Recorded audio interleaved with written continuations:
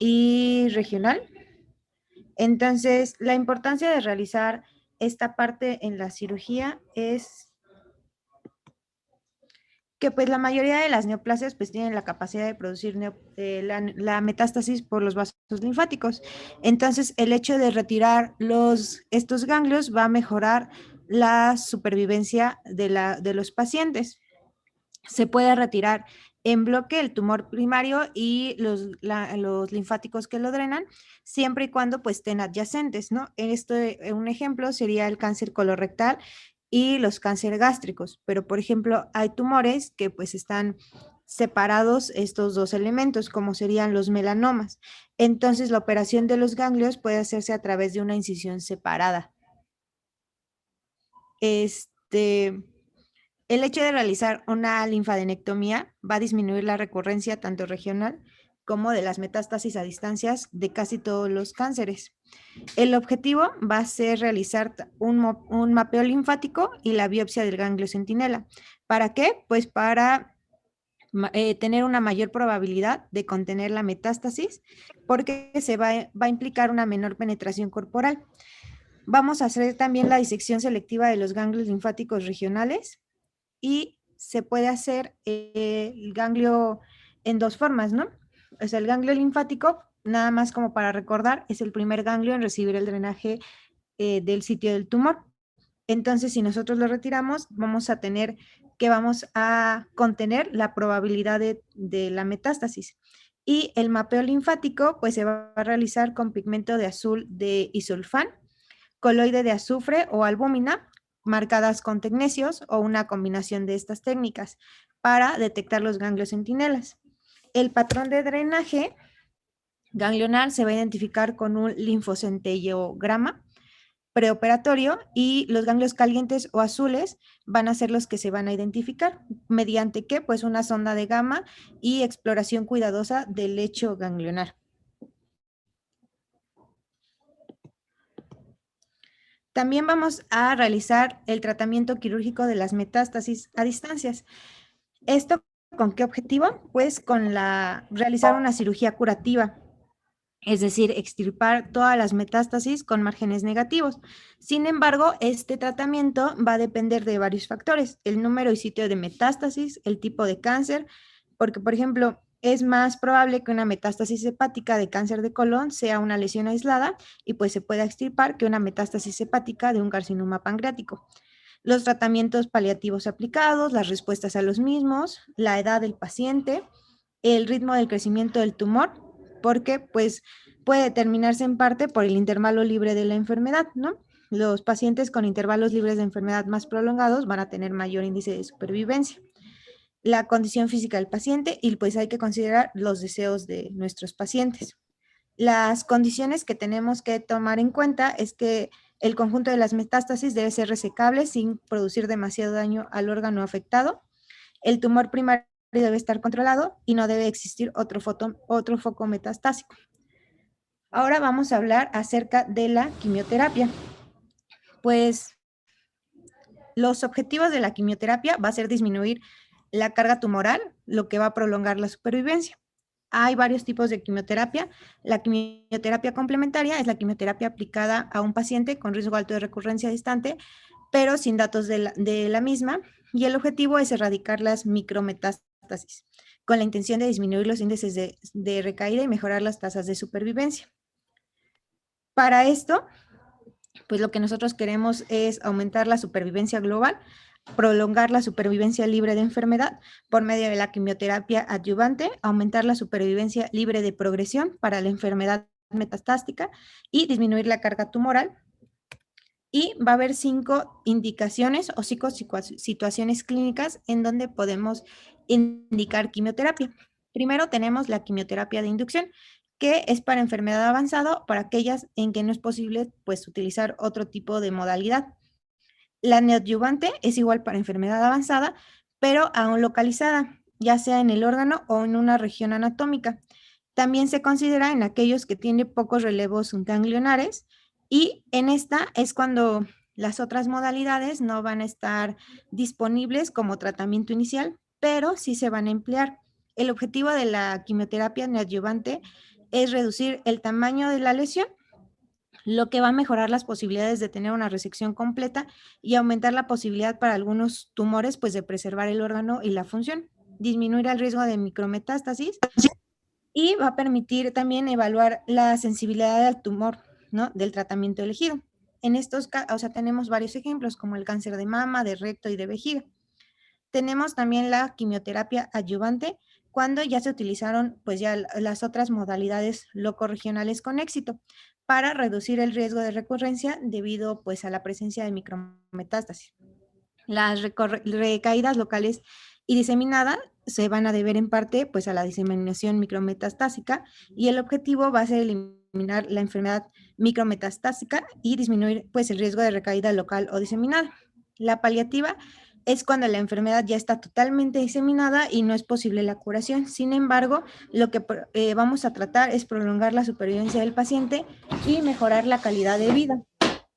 Y para algunos cánceres, como los tumores germinales o quimioterapia, esta es la mejor opción.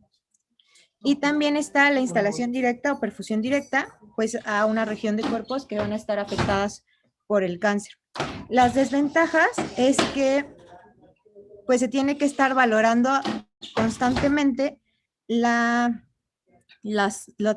resultado de la quimioterapia. Esto va a ser con, ahorita les voy a explicar más, pero mediante los criterios de RECIST.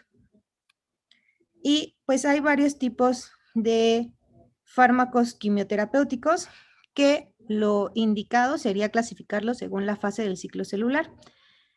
Hay algunos fármacos que no tienen un efecto en una fase específica de estos ciclos, como por ejemplo los alquilantes, sin embargo hay otros que sí la tienen.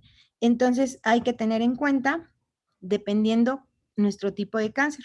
Entonces, por ejemplo, los más comunes son estos 4 que les presento. Los alquilantes son fármacos inespecíficos en el ciclo celular y son capaces de matar células en cualquier fase del ciclo. Su mecanismo es que van a actuar sobre las bases del DNA, van a ocasionar daño directo al DNA y por lo tanto va a impedir la división de celular. Si esto es lo bastante grave, va a conducir a la apoptosis. Va a haber varios subgrupos, los alquilantes clásicos, las nitrosoureas y los fármacos diversos que se van a unir al DNA.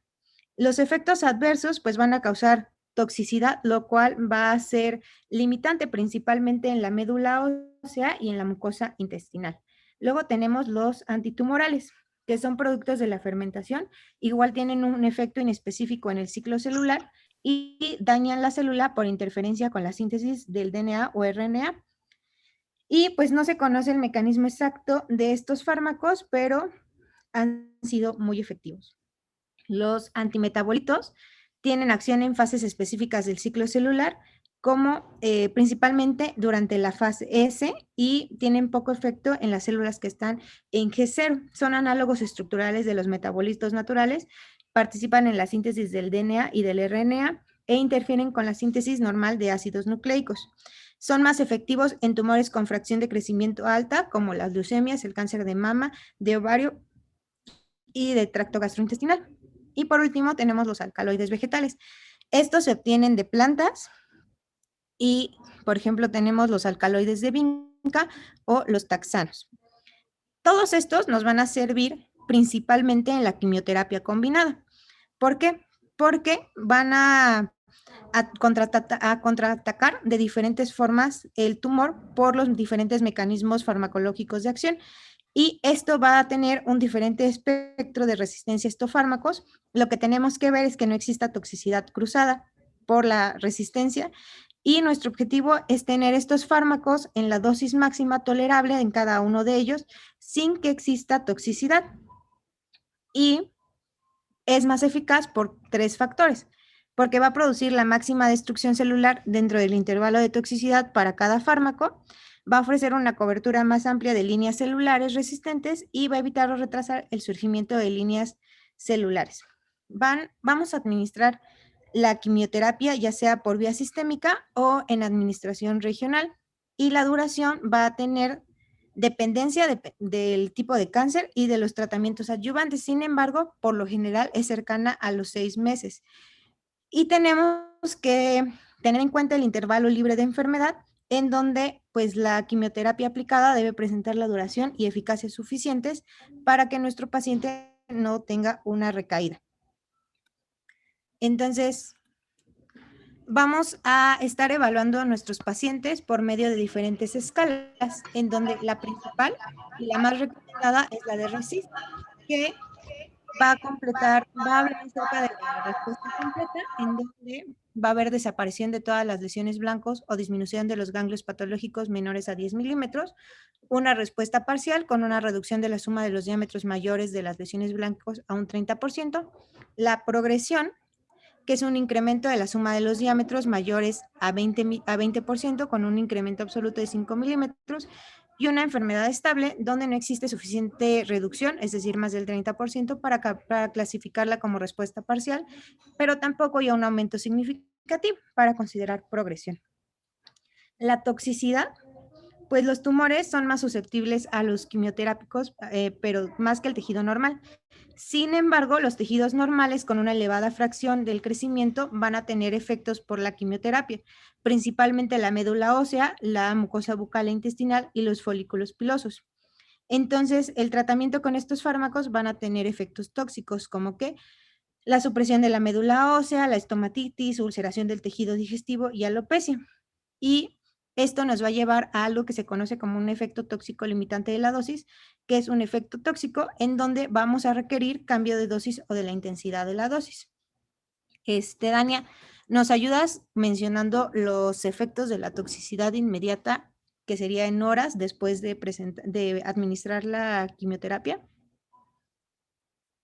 Sí, claro, inmediata, se dice de horas a días tras la quimioterapia, son los vómitos, la fiebre, hiper o hipotensión, flebitis, insuficiencia renal aguda, reacciones alérgicas, rash cutáneo, cistitis hemorrágica y necrosis tisular local. Ricardo, ¿nos ayudas con la toxicidad precoz? Toxicidad precoz es en días o semanas tras la quimioterapia y es alopecia, aplasia medular, leucopenia, anemia, trombopenia, mucositis, diarrea, hilo paralítico, hiperglucemia, psicosis, retención hídrica y síndrome pseudogripal. Perla, ¿nos ayudas con la toxicidad retardada? Sí, doctora. Es ototoxicidad, anemia, aspermia, pigmentación cutánea, fibrosis pulmonar, neuropatía periférica, cardiotoxicidad, fibrosis del conducto lagrimal, ataxia cerebelosa, daño hepatocelular, fenómeno de Raynaud, síndrome hemolítico urémico y pigmentación cutánea. Y Jorge, ¿nos ayudas con la toxicidad tardía?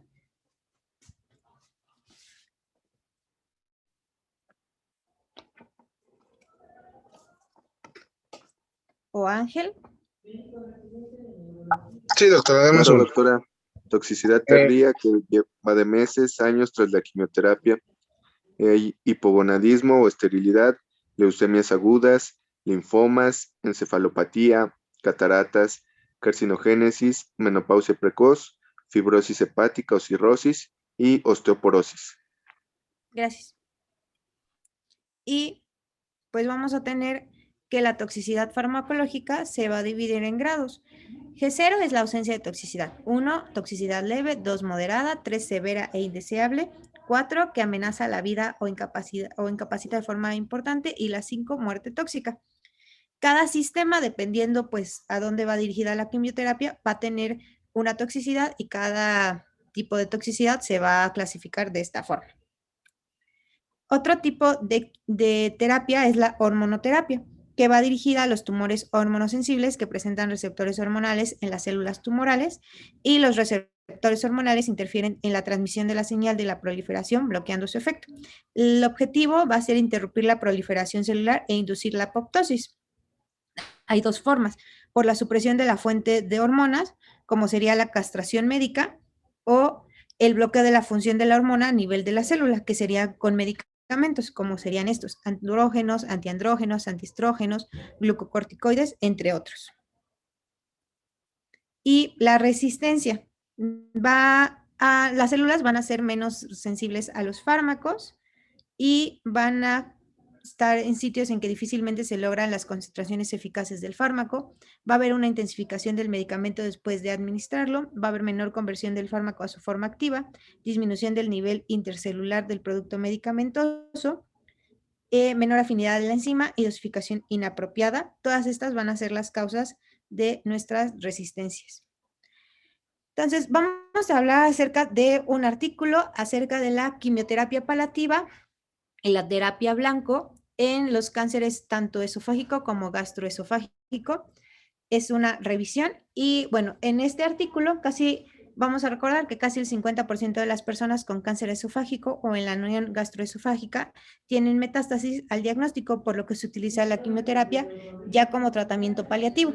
El objetivo del estudio fue evaluar los objetivos de los citostáticos o de las terapias dirigidas en un intento de tratamiento paliativo comparado simplemente con los tratamientos de base.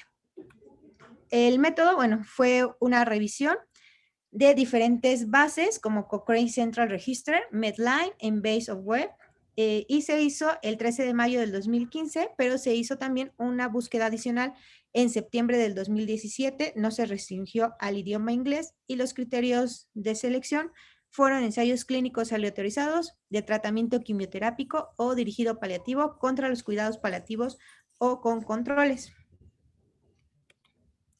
Entonces, primero se incluyeron 7 estudios, pero posteriormente fueron agregándose más. Al final se quedaron con 41 estudios clínicos aleatorizados y la revisión principal tuvo 11 estudios con 1,247 participantes. Entonces, vamos a analizar las gráficas de forest plot del estudio. Entonces, lo primero que tenemos que ver es qué me está valorando. Entonces, en este caso, vamos a valorar tanto la quimioterapia como la terapia blanco contra los controles para valorar la supervivencia global. Después, vamos a ver los estudios. En este caso, van a ver que la gráfica se divide como en 2 dibujos, ¿no? Entonces, la primera parte, lo que va a valorar son la quimioterapia, la segunda parte, la terapia blanco. Entonces, los estudios son 5 estudios y después vamos a ver nuestros 2 grupos, que va a ser el grupo de control y el grupo al que se le aplicó la quimioterapia. En los 2 grupos, pues se obtuvo un total de 179 pacientes. Luego vamos a revisar nuestro peso del estudio, que es cuántos números o qué tanto fue importante ese estudio. Y después vamos ya ahora sí a ver los dibujos. Entonces, la línea lo que nos va a hablar es acerca del intervalo de confianza. El cuadrito nos va a referir el tamaño del estudio. Entonces vamos a ver que en algunos casos el intervalo de confianza pues fue amplio y pasaba la unidad, lo cual no es muy bueno. Y esto disminuye la significancia estadística mientras más amplia sea esta línea. Y lo vamos a comparar al final con el rombo, ¿no? Que es el resultado del estudio. Si es menor de la unidad, porque en este caso serían variables dicotómicas, entonces nos va a hablar que es significativamente estadístico. Y lo vamos a comparar con nuestro intervalo de confianza, que igual es menor de la unidad, es 0.73, y si lo vemos es de 0.63 a 0.85, otra vez es menor de la unidad. Y después vamos bueno, este era el rombo, que es exactamente lo mismo. Vamos a valorar la G cuadrada. Nos habla de la heterogeneidad. Si es menor de 30, entonces significa que no es aceptable y no es muy heterogéneo, es decir, todos los estudios valoraron lo mismo, ¿ok? De ahí nos vamos a la P, que la P nos interesa en este caso que sea grande. Este es 0.50, por lo tanto, significa que la heterogeneidad pues es mínima.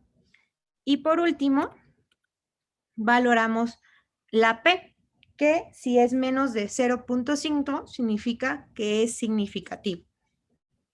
Entonces, Nico, ¿me puedes ayudar con el siguiente ejemplo? Sí, Angie. Pues ahí vemos que es la subcomparación. En este caso, ya en el primer gráfico veían lo de la quimioterapia, como dijiste, y en este caso va a ser la terapia blanco. Son 6 estudios del 2009, 2010, 2013, 2014, 2014 y 2014. El que tiene mayor peso entre los 6 es el último, de 26.3%, el de Dulce. Ajá.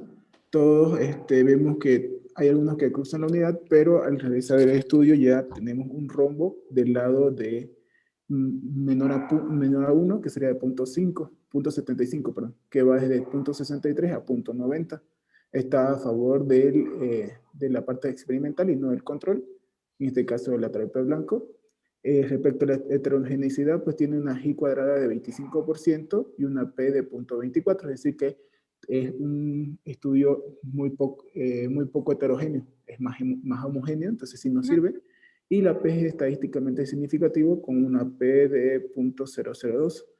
Entonces ya cuando comparan ambos, este es un subtotal, tenemos un total del 95% de 0.75 que dan entre la quimioterapia y la terapia blanco. Entonces el estudio pues está a favor de la parte experimental y no de la parte control. Exacto, entonces significaría que nuestros pacientes a los que les dimos quimioterapia o terapia blanco presentaron una mejor sobrevida global.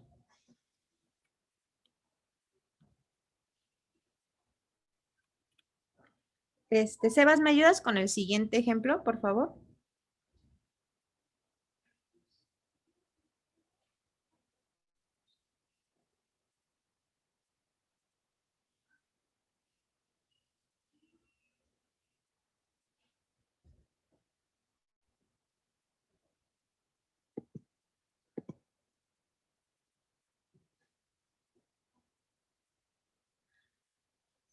Alan, ¿estás? ¿Me ayudas?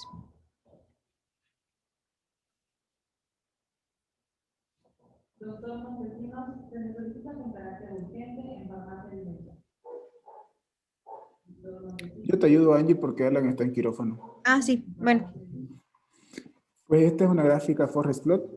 Vemos que es la quimioterapia, terapia blanco, versus controles, pues en este caso es la sobrevida, la progresión libre de sobrevida, ¿cómo es? Una sobrevida libre de enfermedad, ¿no? El tiempo libre de enfermedad. Ajá.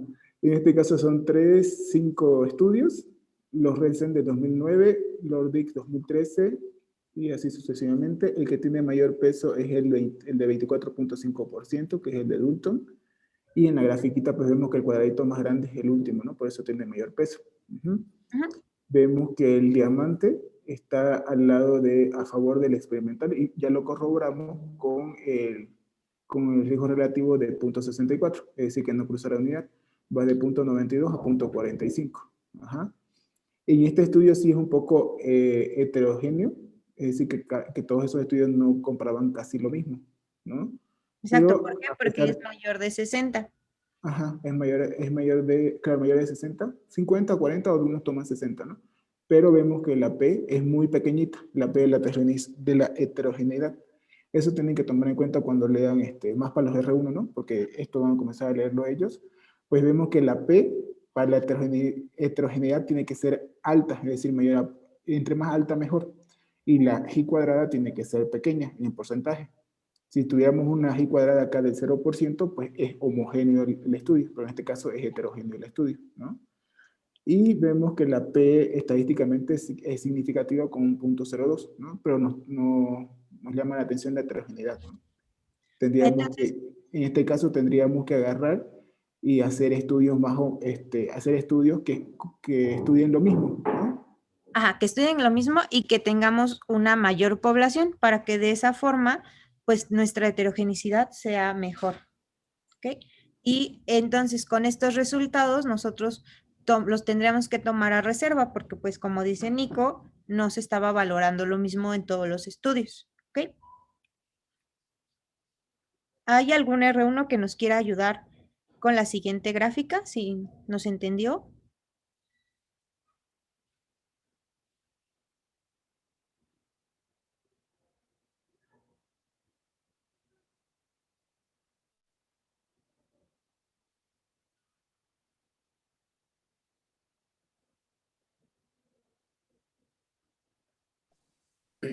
Yo puedo ayudar, doctora, nada Sí, más, te vamos guiando, ¿sale? sí, gracias. Entonces, Bueno, vas guiando, o sea, te voy poniendo las flechitas y ya tú me vas diciendo y ya te voy corrigiendo, ¿sale? ajá, pues es una gráfica de Primero te vamos a Forexplot, evaluar. Ajá. ujú, en el que queremos hacer una comparación entre la quimioterapia o los Ajá. agentes terapéuticos más, es que no sé qué es BCC. Son el tratamiento paliativo básico. Ah, ok. Contra el tratamiento paliativo básico y cuál es el desenlace y la sobrevida.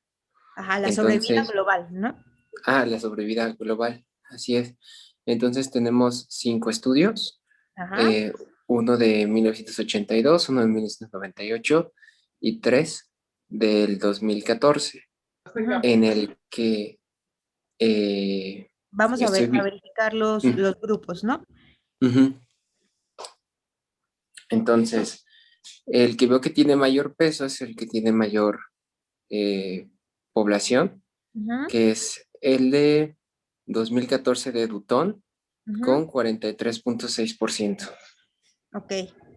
Ujú, De ahí nos vamos a valorar las líneas y los cuadros, ¿no? Entonces, por ejemplo, el primer caso, el de ujú. Nicolás, ves que tiene una línea muy amplia. Entonces, qué te está especificando la línea? Eh, de hecho, rebasa La el- unidad. la unidad. Ujú. Entonces, mm, La línea es tu intervalo de confianza, ¿ok? ujú, Y vemos que también el cuadrito es muy chiquito, entonces el cuadrito significa el tamaño del estudio, ¿ok? ok. Luego, así nos podríamos ir a todos, ¿ok? Ujú, Después de ahí nos vamos al intervalo de confianza global, ujú. que Que este es es, de 0.81 y es el medio entre 0.71 y 0.92. Entonces, ujú, el diamante está del lado izquierdo, ujú, apoyando la parte experimental. exacto. Entonces, simplemente el diamante especifica lo mismo que tu resultado final del intervalo de confianza, solamente que es una forma más gráfica de verlo, ¿no? Ok. Ujú. Ahora vámonos con la G cuadrada. ¿Qué era la G cuadrada? Es el que nos dice si hay heterogeneidad o homogeneidad Ah, en ujú, los estudios. ujú. Es del 0. Entonces, como es menor a 30, pues que hay poca heterogeneidad. Ajá, entonces significa que casi todos los estudios valoraron lo mismo, ¿no? Ok, correcto. Y vamos a ver tu P. Ay, perdóname. Ajá, en este caso la P es O es grande, mayor de es punto 56. mayor de punto cero Entonces, cinco. mayor de punto 5, entonces, pues, podría decir que no tiene validez. No, ¿No? o sea, al contrario. Es que en estos casos, o sea, se cuenta, la P de las Ujú, dos P's te valoran las hipótesis, ¿no? Entonces, en ujú. el caso de que tu hipótesis fuera menor de 0.05, diría que sí hay heterogenicidad, por lo tanto son diferentes. En este caso, aquí lo que quieres es como una inversa. Lo que quieres es que esa P sea grande, es decir, que no apoye tu hipótesis. Entonces, al no apoyar tu hipótesis, te está diciendo que no hay heterogenicidad. Por lo tanto, todos los estudios checaron lo mismo. Ok, ¿Ok? de acuerdo. Ricardo, Sí, doctor. si le entendiste lo que te explicó Angie, ahí tenés que ver que son dos P's distintas. Hay una P de la heterogeneidad y una P estadística, ¿ok? Ah, correcto, sí, sí, sí. La primer P que está al lado de la I cuadrada es la Ujú. P de la heterogeneidad. Esa P, mientras más alta sea, es mejor. Es decir, que el estudio es homogéneo y no es heterogéneo. Es decir, que todos esos estudios, los 5 estudios que tenés ahí, estudiaban lo mismo. Ujú. ¿Sí? En cambio, la P, que ahorita vas a decir que la P estadística, esa sí nos interesa que sea lo más pequeño posible. Ah, ok, por eso dice el efecto global y ahí está la P y eso sí es significativamente estadístico. Exacto. Ah, ok, sí, ya entendí. Ok, perfecto. Y ya tenemos el último. Otro R1 que nos ayude.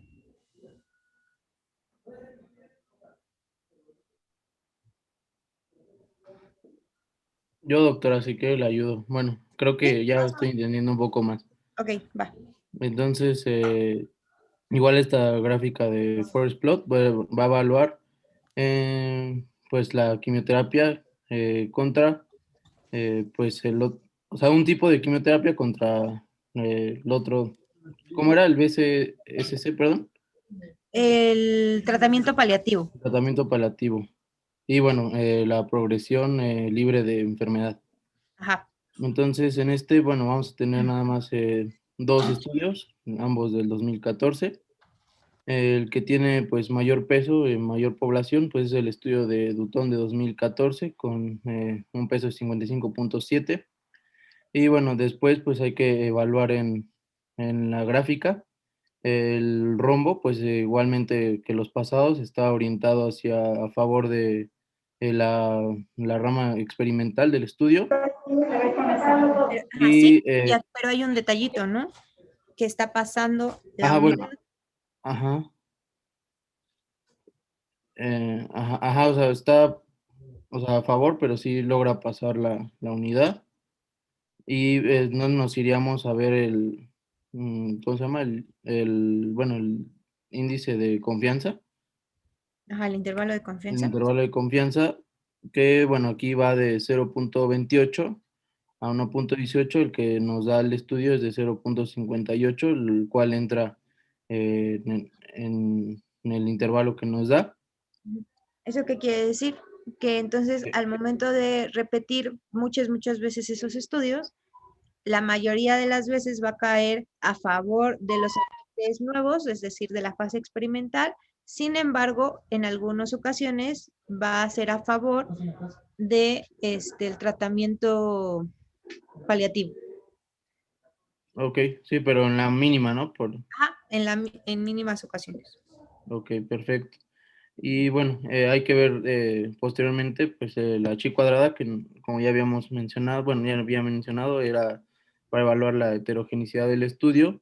Aquí tenemos es de 6 puntos, ¿es el de 6.65 o el de?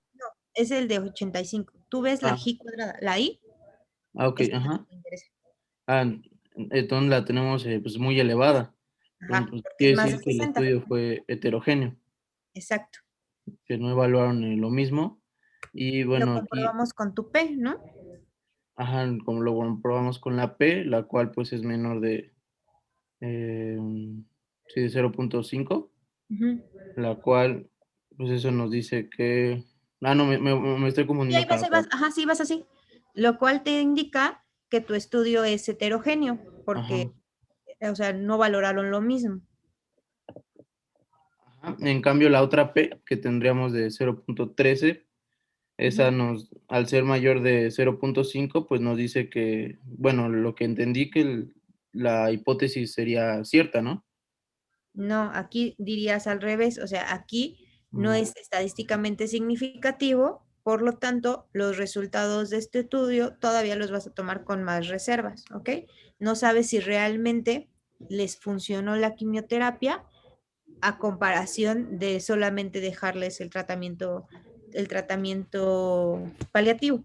Por lo tanto, o sea, tú vas a explicar que tú necesitarías más estudios para poder dar como un veredicto entre estas dos opciones.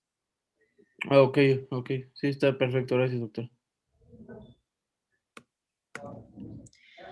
Entonces, los resultados del estudio fue que aumentó la supervivencia global a favor de un agente terapéutico citostático o dirigido adicional con un cociente de riesgos instantáneo de 0.75, es decir, el intervalo de confianza fue de 0.68 a 0.84. Esto significa que es evidencia de alta calidad. La mediana del aumento del tiempo de supervivencia fue de un mes y el único agente individual que más de un estudio encontró que mejora tanto la supervivencia global como la supervivencia libre de progresión fue el ramucirumab, y hubo un aumento de la quimioterapia paliativa o de la terapia dirigida de la frecuencia de toxicidad relacionada con el tratamiento de grado 3 o superior. Sin embargo, las muertes relacionadas con el tratamiento no ocurrieron con mayor frecuencia y se mejoró la calidad de vida de los pacientes. Y ya por último, vamos a revisar la última opción terapéutica, que es la radioterapia. Entonces, solo para recordar, la radiación ionizante es una energía lo bastante fuerte para retirar un electrón orbital de un átomo. Puede ser electromagnética, como un fotón de alta energía, o en partículas, como un electrón o un protón. Y la radioterapia, pues se aplica sobre todo en forma de fotones de alta energía, ya sean rayos gamma o rayos X y partículas cargadas como electrones.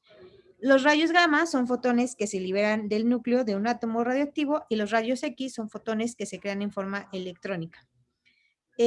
Los rayos X van a atravesar el tejido, van a depositar la dosis máxima debajo de la superficie, por lo que respetan la piel. Los rayos gamma casi siempre se producen como fuentes radiactivas y se utilizan más en la braquioterapia. El Gray es la unidad básica de medida de la radioterapia, es la cantidad de energía absorbida por una unidad de masa, es decir, un joules por kilogramo, y un Gray equivale a 100 rads, que era la unidad de medición que antes se usaba. El depósito de radiación va a causar como tal daño al DNA, va a ocasionar roturas en cadenas sencillas y dobles en la columna central de glucosa, fosfato de la molécula de DNA y los enlaces cruzados entre las cadenas de DNA y las proteínas cromosómicas, lo que va a ocasionar el daño. Entonces, el daño de la radiación se va a manifestar por la pérdida de la integridad de la reproductividad de la célula.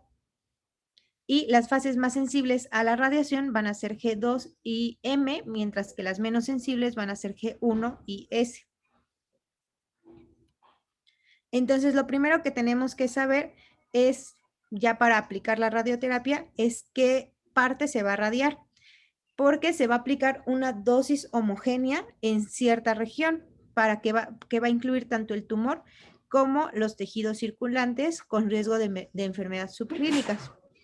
Vamos a ver también los órganos limitantes de la dosis en la proximidad, vamos a determinar la distribución de las que va a permitir la aplicación homogénea y vamos a utilizar una técnica que se llama fraccionamiento, que es la aplicación de radiaciones en dosis divididas, que va a permitir que las células pues, sobrevivientes a las fases G1 y S se sensibilicen todavía más en un proceso que se va a llamar reagrupamiento. El fraccionamiento convencional es de 1.8 a 2 grays por día, aplicados 5 días de cada semana durante 3 a 7 semanas.